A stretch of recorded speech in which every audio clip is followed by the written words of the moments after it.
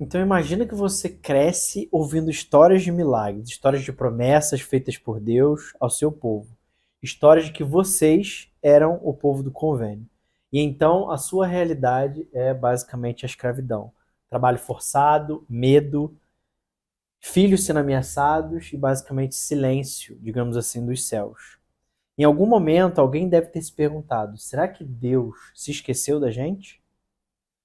É verdade, porque quando o sofrimento dura muito tempo, a pergunta não é apenas Deus pode me ouvir, Deus pode me ajudar? A pergunta vira: será que ele ainda se lembra de nós, se lembra de mim? E é exatamente aí que começa basicamente o livro de Êxodo, né? Então, seja muito bem-vindo ao podcast Pode Pode crer. Crer. Eu sou Viviane Eu Aguirre. sou o Oscar dos Anjos e toda semana nós estudamos as Escrituras buscando uma aplicação e uma mudança real em nossas vidas. Isso mesmo. Então, hoje nós vamos estudar Êxodo, dos capítulos 1 ao 6, e uma das histórias mais poderosas, né, das Escrituras, e é sobre libertação. Então, nós vamos começar, né, direcionando aqui no manual, e a nossa referência de início é Êxodo de 1 a 2. Isso. A história começa muitos anos depois da morte de José. E o texto ele diz algo muito significativo, né?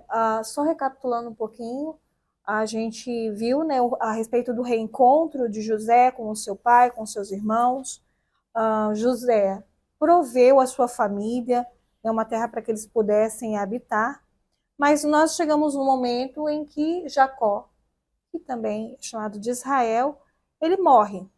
Mas ainda assim, José ele continua ajudando os seus irmãos. Passado-se muito tempo, provavelmente entre 2 a 3 gerações, né, é levantado um novo faraó. E aí isso muda tudo, né, Oscar?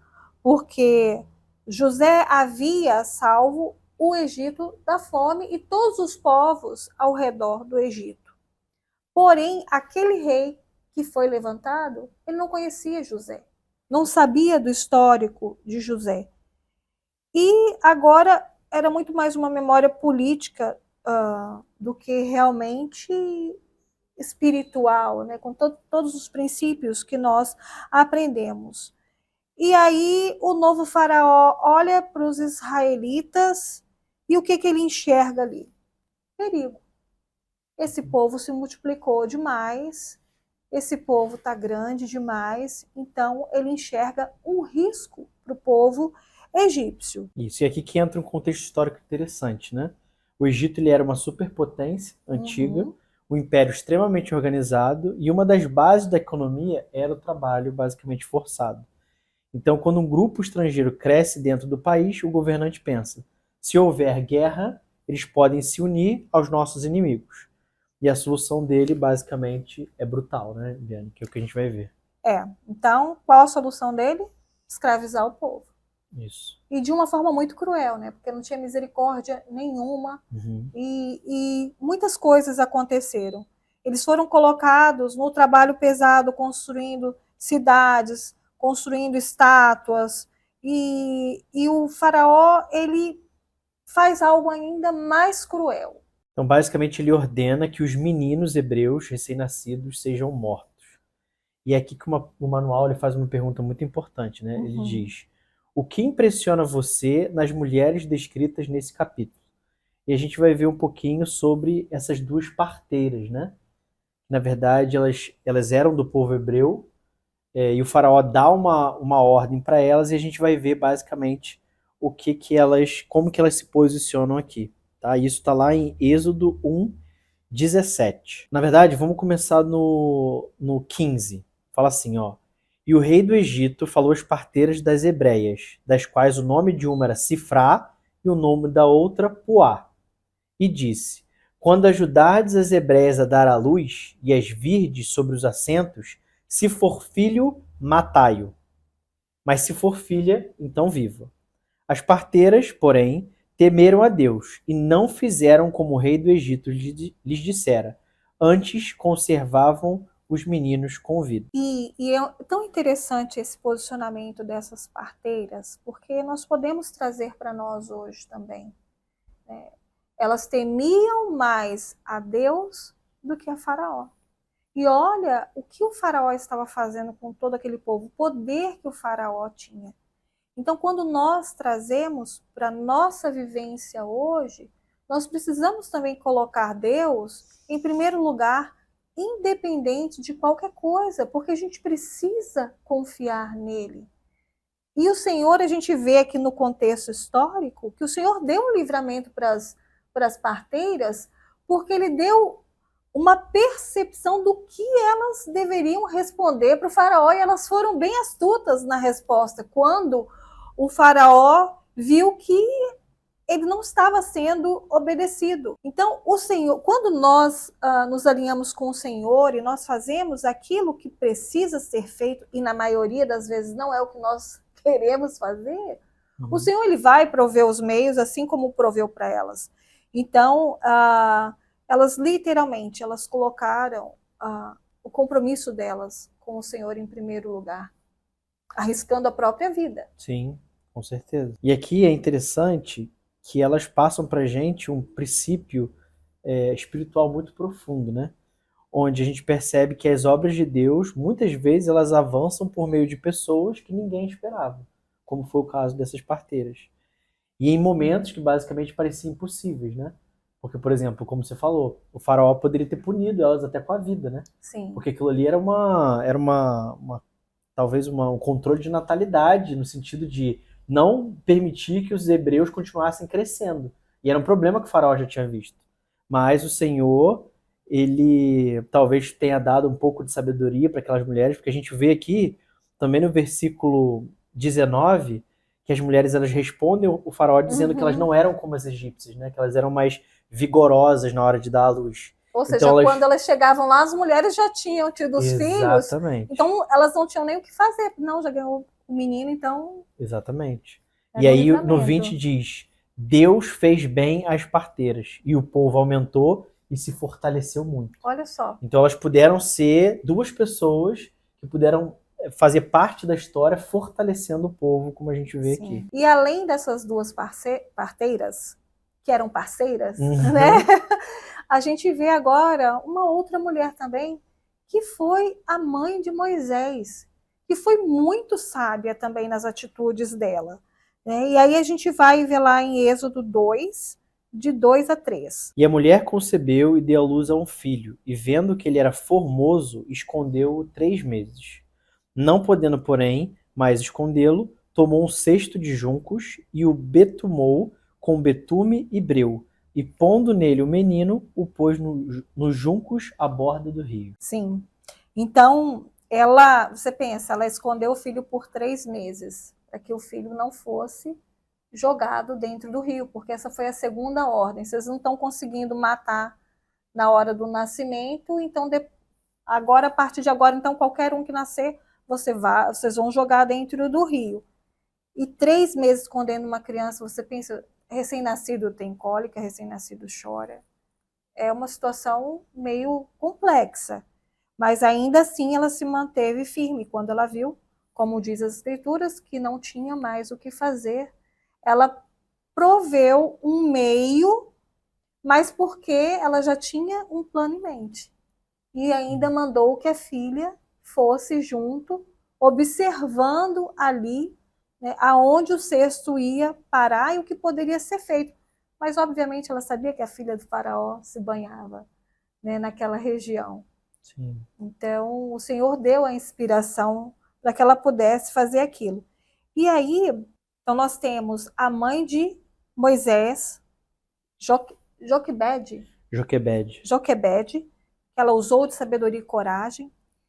A irmã de Moisés, que usou de presença de espírito, né, de fazer o que precisava ser feito. Porque quando a princesa vê o bebê no cesto, imediatamente Miriam chega e fala, né, não seria interessante que uma mulher hebreia desse de mamar para o bebê, criasse o bebê para você? E é exatamente isso que acontece. Então, eu acredito que esses 3 meses, Oscar, até ela tomar essa atitude, foram meses de preparação realmente. E olha como que Deus ele começa a agir através das pessoas. Primeiro a mãe, depois a irmã de Moisés, Miriam, que observa tudo de longe, e depois a filha do próprio faraó. Sim. Então a gente vai ler lá agora em Êxodo 2:6. O que acontece lá? Vamos lá.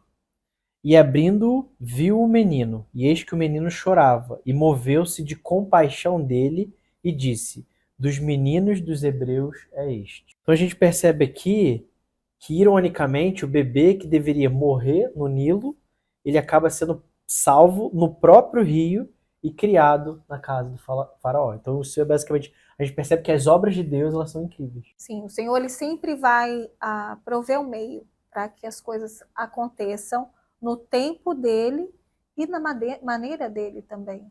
Às vezes a gente se ilude um pouco, né? Achando que é do nosso jeito. Sim. Uhum. Mas nunca é.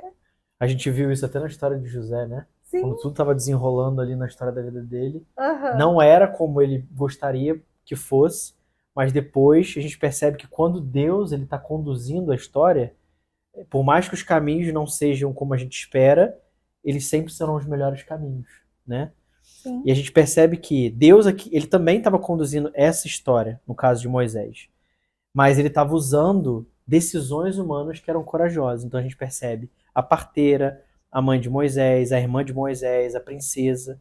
E isso responde basicamente uma pergunta, né? Que a gente tem no manual. O que os esforços delas ensinam sobre servir na obra de Deus? Que às vezes a obra de Deus não começa com grandes milagres, né? Começam nas atitudes que nós precisamos tomar dia após dia. Às vezes não é uma atitude radical, é uma coisa simples, mas que a gente precisa enxergar e fazer, para que as grandes possam acabar acontecendo, né? E começa também com pessoas comuns escolhendo fazer o que é certo. E agora a gente vai para a parte do manual, né? Êxodo de 1 a 3. Uhum. Jesus Cristo, ele é meu libertador. Tá, então o manual ele convida a gente a fazer algo pessoal aqui. Então pense em algo que nos prende hoje, um tipo de cativeiro. Então, digamos um cativeiro emocional, quando sentimos como medo, culpa ou que ressentimentos eles dominam a nossa vida. Vamos pensar em cativeiros também relacionados a hábitos ou vícios, quando comportamentos repetidos passam a controlar a vida da pessoa. Algo mental também, quando pensamentos limitantes fazem alguém acreditar que não há saída para os problemas que basicamente essa pessoa tem. Um cativeiro espiritual, quando a pessoa ela se sente distante de Deus e sem propósito. Um cativeiro relacionado aos relacionamentos, quando vínculos abusivos ou dependência emocional prendem alguém. Circunstâncias da vida, por exemplo, outro cativeiro, quando situações externas difíceis geram sensação de aprisionamento. Porque a escravidão do Egito se torna um símbolo poderoso de cativeiro espiritual, na verdade, para esse povo aqui também. E é bem triste, né, o Oscar, porque hoje a gente consegue perceber, né, quantas pessoas estão no cativeiro. Sim. Quantas pessoas estão presas nesses sentimentos, nesses hábitos, nos vícios, quanta ausência espiritual. E, na verdade, nós sabemos qual é o remédio para todas essas dores, todas essas situações. E o caminho é um só. E a gente entende que muitas pessoas elas vão rodar, rodar, rodar, até que elas vão entender, né, que Cristo é a solução para todos os males, para todas as dores, né? Então agora nós vamos ver um pouco mais sobre o sofrimento, né, de Israel. Vamos ler lá Êxodo 2, de 23 a 25. E aconteceu que depois de muitos dias, morrendo o rei do Egito, os filhos de Israel gemeram por causa da servidão e clamaram, e seu clamor subiu a Deus por causa de sua servidão. E ouviu Deus o seu gemido, e lembrou-se Deus do seu convênio com Abraão, Isaque e com Jacó. E olhou Deus para os filhos de Israel, e atentou Deus para a sua condição. É interessante, né, essa escritura, porque talvez a gente possa refletir um pouco, fazer alguns questionamentos, tipo, mas por que que Deus permitiu que o povo sofresse durante tanto tempo? Por que que Deus não intercedeu antes? Por que que ele não foi lá e destruiu o faraó e libertou o seu povo? Eu sei que às vezes algumas pessoas questionam isso, né? Por que o sofrimento? Onde está Deus enquanto os justos sofrem, né? Mas Deus não agiu antes, porque não foi porque ele esqueceu, mas porque o tempo, a preparação e o propósito de libertação ainda estavam se formando. Sim. Porque tudo é um processo. Né? Deus poderia fazer assim, um estalar de dedos e mudar toda a situação? Sim, ele pode fazer na minha vida, na sua, ele pode fazer a hora que ele quiser, com quem ele quiser. Mas será que se for dessa forma, as pessoas elas vão se desenvolver espiritualmente? Elas vão compreender o propósito do Senhor na vida delas? Se tudo vier muito fácil e na hora que a gente quer? Será que a gente vai alcançar o objetivo final? Vai ter uma resistência? Vai saber o valor, né, dessa parceria, desse convênio, da obediência a Deus? Então, enquanto Israel sofria, Deus estava preparando a pessoa que conduziria a libertação. Foi o tempo de preparação para Moisés. E isso responde uma pergunta que muita gente faz, né, Viviane? Uhum, Deus sabe o que eu estou passando? com certeza. Então a resposta aqui, basicamente, ela é clara, né? Ele ouve, ele vê e ele se lembra. Isso mesmo. E isso aparece novamente quando Deus fala com Moisés na sarça ardente. E aí a gente vai ver lá em Moisés 3, de 7 a 8. E disse o Senhor: Tenho visto atentamente a aflição do meu povo que está no Egito, e tenho ouvido o seu clamor por causa dos seus capatazes, porque conheço as suas dores. Portanto, desci para livrá-lo da mão dos egípcios e para fazê-lo subir daquela terra, uma terra boa e larga, a uma terra que mana leite e mel, ao lugar do cananeu e do Eteu e do Amorreu, e do Perizeu, e do Eveu, e do Jebuseu. E aí a gente pensa também a respeito, né, Oscar, porque o amor de Deus, ele é igual para todos os seus filhos. Então, da mesma forma que Deus conseguiu enxergar o seu povo naquela situação, ele consegue também enxergar o seu povo na situação em que o povo se encontra hoje. E ele também pode resgatar o seu povo. Ele pode resgatar cada um de nós. Ele pode intervir diretamente na nossa história, na nossa vida. Mas existe uma palavra que precisa ser lembrada, que é a palavra permissão, que está ligada ao nosso livre-arbítrio. Então nós precisamos permitir que Deus haja na nossa vida.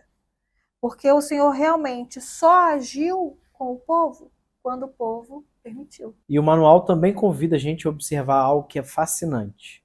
Paralelos entre Moisés e Jesus Cristo. Por exemplo, quando Moisés nasce, o faraó manda matar os meninos hebreus. Uhum. E quando Jesus nasce, Herodes faz exatamente a mesma coisa. Entre esse protótipo, digamos assim, a gente viu até uma citação do Elder Bruce R. McConaughey falando que todos os profetas de Deus, eles têm em alguma parte da vida deles um protótipo do Salvador Jesus Cristo. E a gente vê mais um profeta onde basicamente isso é evidenciado. Se a gente for olhar aqui, os paralelos que a gente consegue encontrar na vida de Moisés, a gente percebe alguns além desse. Ambos foram chamados para libertar Israel, ambos foram levados pelo Espírito a uma alta montanha, de onde lhes foram mostrados os reinos do mundo. Ambos venceram confrontos com Satanás. Ambos permaneceram no exílio até a morte dos reis que tentaram matá-los. Ambos tinham poder sobre os ventos e o mar. Ambos milagrosamente proveram pão para os seus seguidores. Ambos proveram água que salvou vidas. Ambos foram grandes legisladores. E ambos foram mediadores entre Deus e seu povo. Então, outra semelhança que nós podemos ver está em Deuteronômio 18, no versículo 18. que profetiza um profeta semelhante a Moisés. E eu lhes levantarei um profeta no meio de seus irmãos, como tu, e porei as minhas palavras na sua boca, e ele lhes falará tudo o que eu lhes ordenar. E aí o livro de Mórmon confirma isso também em 1 Nefe 22, 21. E agora, eu, Nefe, declaro-vos que esse profeta de quem Moisés falou era o Santo de Israel. Ele, portanto, julgará com retidão. Então a gente percebe aqui que não há outro nome debaixo do céu, salvo este que é Jesus Cristo, pelo qual o homem possa ser salvo. Sim, assim como Moisés libertou o povo de Israel do Egito, Jesus Cristo nos liberta de todos os cativeiros. Muito bem, então agora a gente vai para a parte do manual onde a gente faz a seguinte reflexão: posso demonstrar reverência por coisas e lugares sagrados. E a referência que a gente tem aqui é de Êxodo 3, do 1 ao 6. Então aqui acontece uma das cenas mais marcantes das Escrituras. Moisés, ele basicamente está cuidando das ovelhas, né, no deserto, nada extraordinário, até que ele vê algo que é basicamente impossível. Então a gente vai ler lá em Êxodo 3, 2. E apareceu-lhe o anjo do Senhor em uma chama de fogo no meio de uma sarça. E olhou, e eis que a sarça ardia no fogo, e a sarça não se consumia. Então, como fazer com que um lugar comum se torne sagrado para nós? Porque o sagrado, ele não está apenas nos lugares especiais, mas na presença de Deus e na forma como nos aproximamos dele. Então, nós podemos sentir a presença de Deus à medida que nós procuramos essa presença.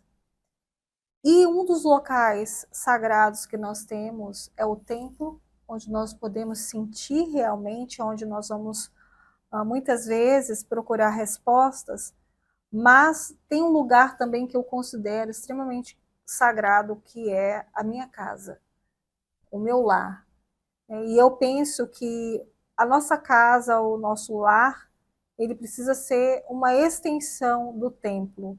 Ou seja, um pedacinho do céu aqui na terra, para que nós possamos ter esses momentos de intimidade com o Senhor.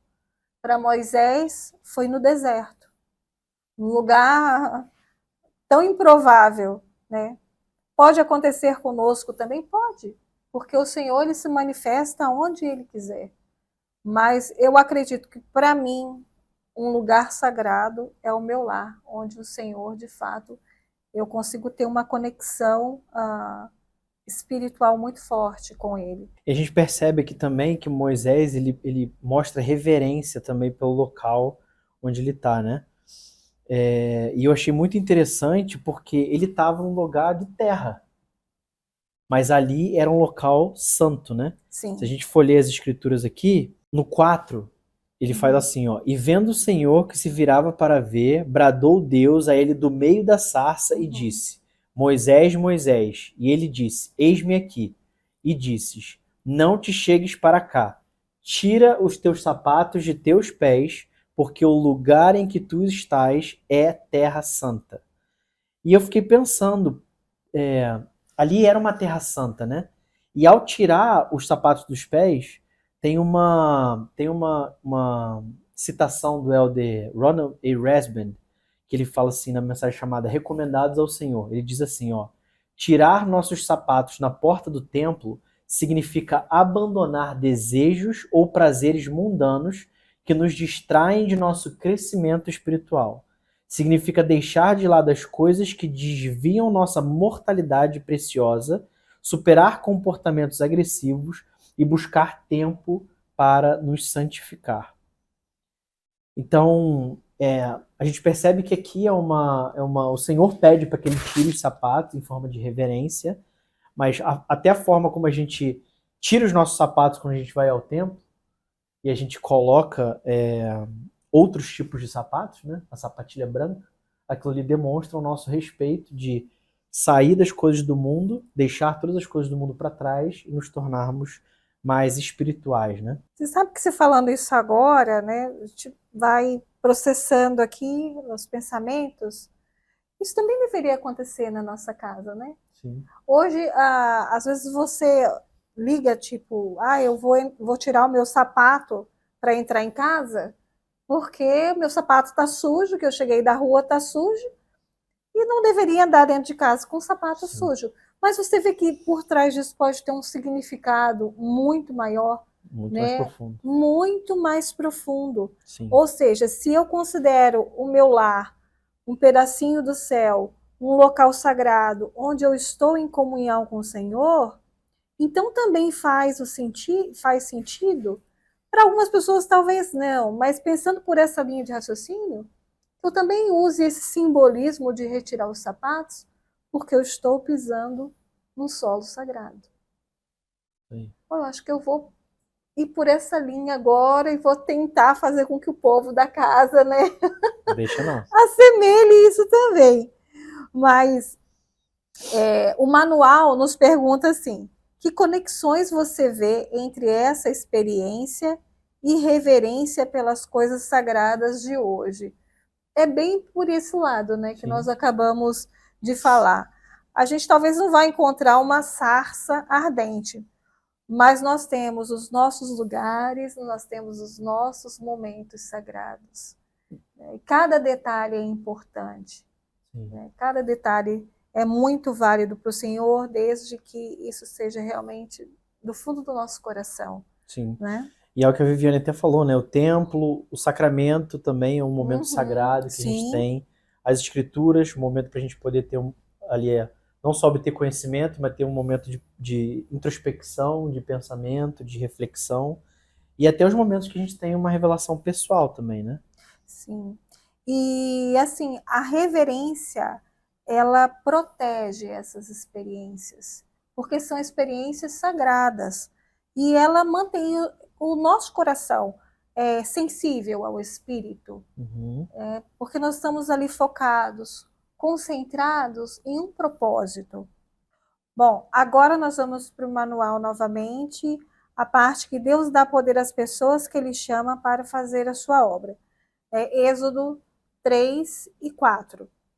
Vamos lá, então aqui começa algo muito humano. Deus basicamente chama Moisés e Moisés começa a explicar por que isso não vai funcionar, digamos assim, né? Então Moisés disse a Deus: quem sou eu para que vá a Faraó e tire do Egito os filhos de Israel? E Deus disse: certamente eu serei contigo, e isto te será por sinal de que eu te enviei quando houveres tirado este povo do Egito, servireis a Deus neste monte.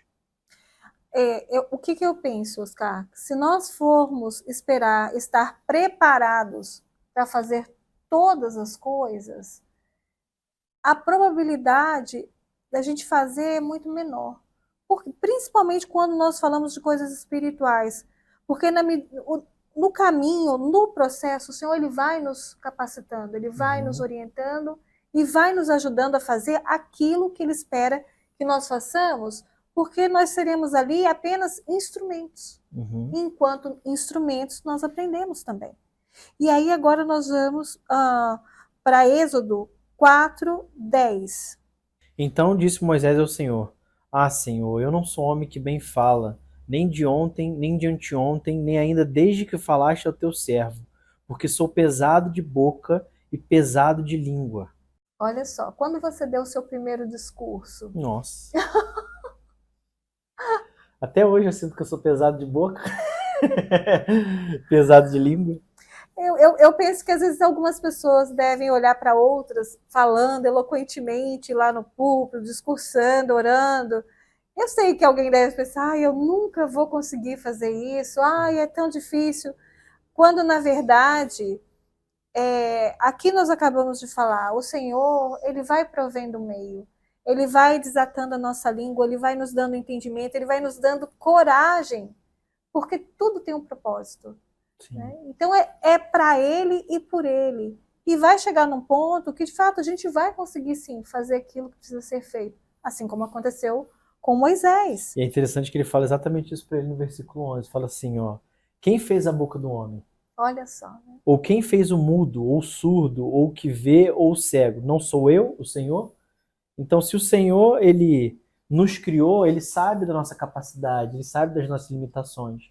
E é aí que que na maioria das vezes o milagre ele acontece, né? Que o Senhor, ele, com a sua graça, ele consegue complementar aquilo que basicamente nos falta.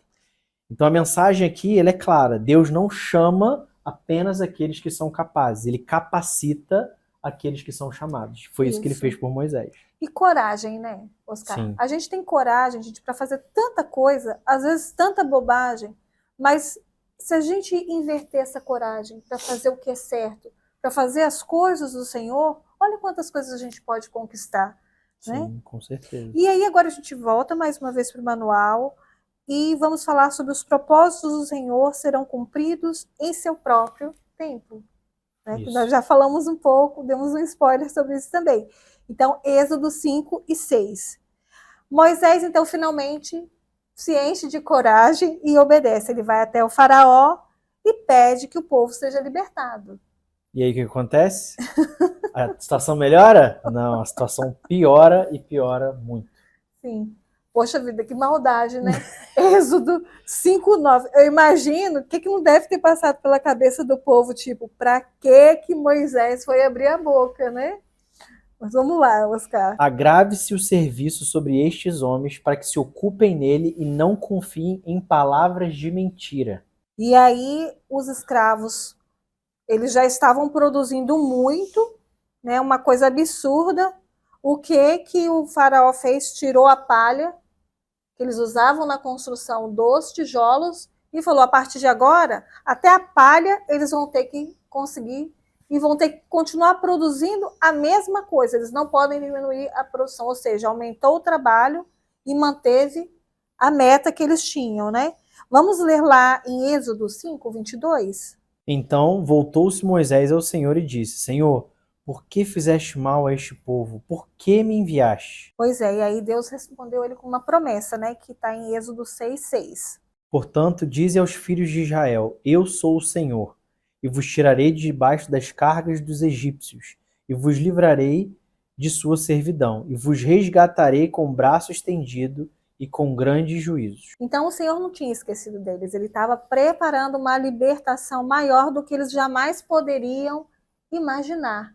E foi realmente o que foi feito. Então isso ensina algo muito interessante para a gente, principalmente a respeito da fé, né? Que às vezes a gente vai obedecer e as coisas elas vão ficar mesmo mais difíceis antes de melhorar. Sim. E a mensagem para nós é que Deus ouve, Deus vê, Deus se lembra e Ele não abandona os seus filhos. Ele está sempre preparando basicamente uma libertação maior do que qualquer um de nós imagina. E um outro detalhe é que esperar não é desistir. E durante essa espera, nós não precisamos ficar parados, esperando o maná cair do céu. Nós podemos nos ocupar zelosamente com outras coisas que vão nos abençoar igualmente. Porque Deus, assim como Ele libertou Israel, hoje Ele continua libertando as pessoas também. E essa libertação, ela começa quando nós decidimos confiar nele. Exatamente. E é isso, pessoal. Esperamos que vocês tenham gostado do estudo de hoje e até a próxima semana. É isso. Então, até lá. Espero que vocês continuem estudando, se dedicando. Não deixe de se inscrever no canal, ative o sininho para receber as notificações dos vídeos que estão sendo postados toda semana e deixe aqui também o seu comentário sobre o que você tem achado, o que você tem aprendido conosco aqui nesse estudo que nós estamos fazendo. E não se esquece de compartilhar esse vídeo também com seus familiares e amigos, para que eles tenham esse momento também de estudo, assim como você está tendo. Então é isso. Um grande abraço e tchau, tchau. Tchau, tchau.